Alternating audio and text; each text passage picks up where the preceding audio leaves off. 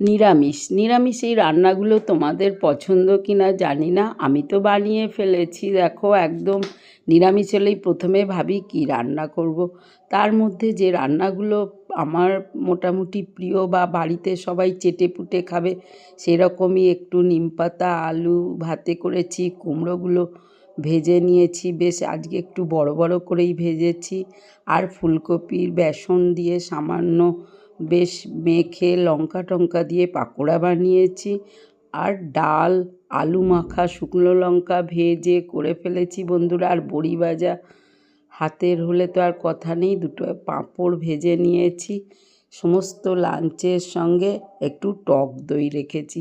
আর একটা শুকনো লঙ্কা ভাজা, কাঁচা লঙ্কাও রেখেছি। তাহলে বন্ধুরা, এরকম লাঞ্চ হলে আমিষের আর নিরামিষের পার্থক্য কিন্তু থাকে না, বেশি খাওয়া হয়ে যায়। আজ আসি